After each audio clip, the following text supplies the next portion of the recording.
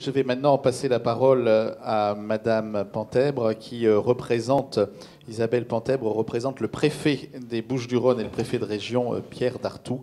Elle est secrétaire générale aux affaires régionales. Madame Pentèbre. Merci beaucoup, Monsieur le Consul, Madame la Vice-présidente, chère Caroline, Monsieur le représentant du maire et de la présidente de la métropole, Monsieur le Président de la CCI de Marseille, Mesdames, Messieurs. Tout d'abord, permettez-moi d'excuser Pierre Dartout, le préfet de région, que j'ai l'honneur et la chance de représenter aujourd'hui.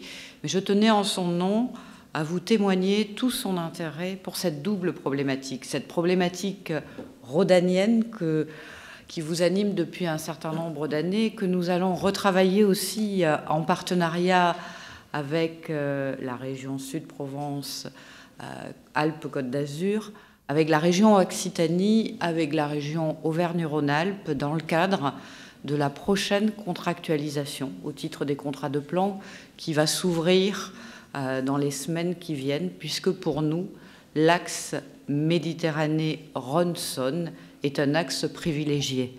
Cette contractualisation, nous la travaillerons aussi avec une réflexion, et vous l'avez évoqué, Madame la Vice-présidente, sur la façade méditerranéenne, puisque, comme vous le savez, le préfet de région en Provence-Alpes-Côte d'Azur est aussi préfet de façade maritime, de Cerbère jusqu'à Menton, en incluant bien évidemment l'île de Beauté. Et à ce titre, il nous paraît aussi nécessaire d'engager une réflexion sur la manière dont nous pouvons avoir un contrat de plan sur le littoral ou inclure dans nos contrats de plan cette problématique littorale et fluviale. Et je crois que les travaux que vous allez conduire aujourd'hui nous permettront aussi conjointement d'alimenter l'ensemble de nos réflexions et de programmer, je l'espère, un certain nombre d'actions dans les mois et dans les années à venir. Mais ces actions, elles doivent aussi se croiser avec une approche internationale. Et le thème de votre réflexion aujourd'hui me paraît tout à fait opportun, puisque nous sommes à la croisée d'un monde où effectivement nous devons intégrer complètement ce qui relève de la troisième révolution industrielle, qui est la révolution numérique. Et l'Afrique, de par le potentiel qu'elle représente aujourd'hui, demande là aussi à être regardée compte tenu de la communauté de destin qui nous unit. Une communauté liée à l'histoire, liée à la langue et liée au jour d'aujourd'hui à ce que l'on pourrait appeler le co-développement. Avant de parler des défis à relever et des perspectives qu'offre le numérique en Afrique francophone, je voudrais quand même revenir sur quelques éléments de contexte. Le continent africain compte déjà plus d'1 milliard d'habitants et devrait avoisiner en 2050 2,5 milliards d'habitants avec une croissance économique importante. Cette croissance démographique fera du français la première langue parlée dans le monde.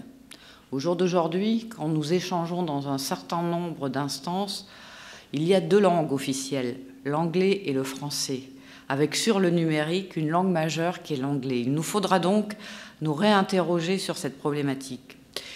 Et nous sommes, ça a été rappelé par bon nombre d'intervenants qui m'ont précédé, lorsque l'on est à Marseille, lorsque l'on est dans les Bouches-du-Rhône et dans la région Provence-Alpes-Côte d'Azur et au bord de la Méditerranée, dans une position stratégique.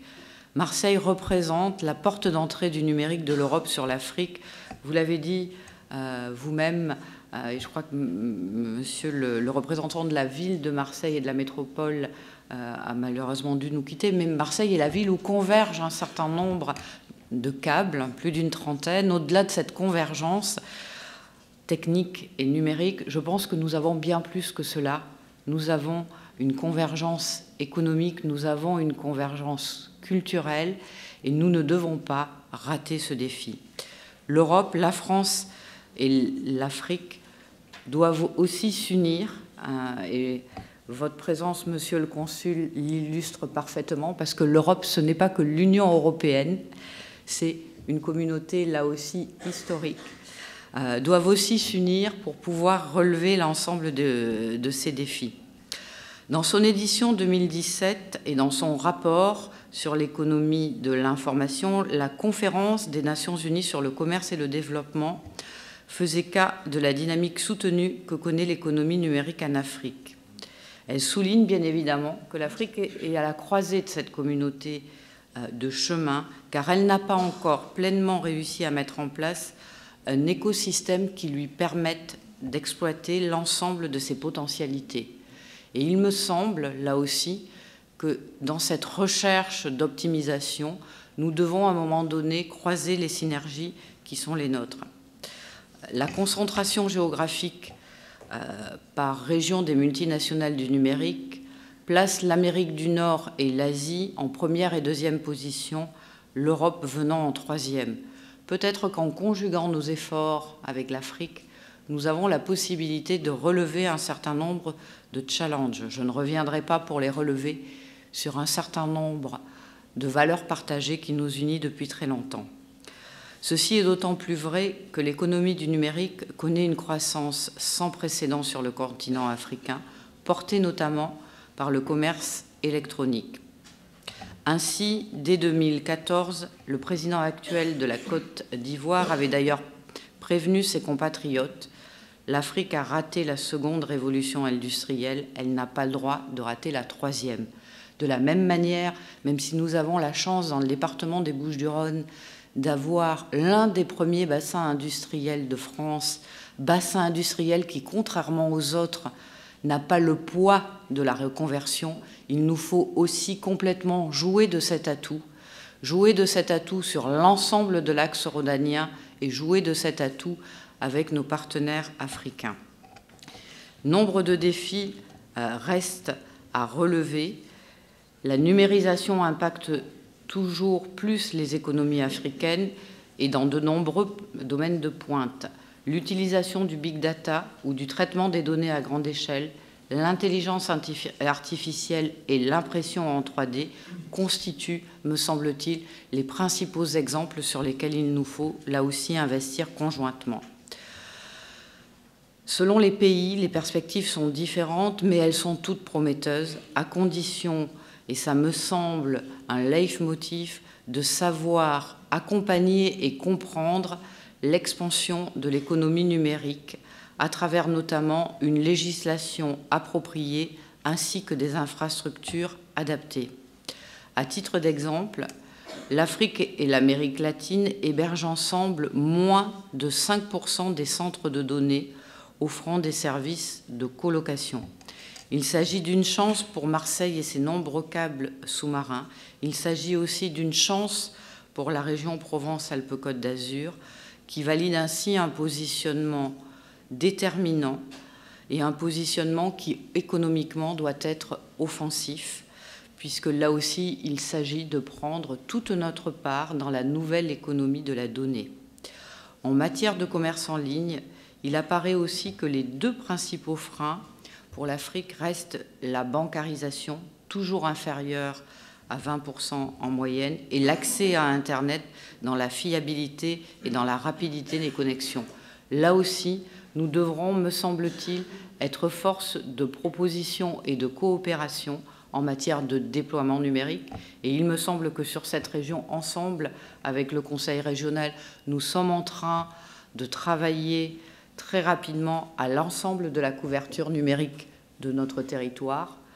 Il serait opportun, là aussi, de pouvoir faire bénéficier notre expérience sur le continent africain et sur la bancarisation, la position stratégique de Marseille, l'ensemble des communautés qui sont présentes dans la ville, me semble là aussi être un levier stratégique à devoir utiliser.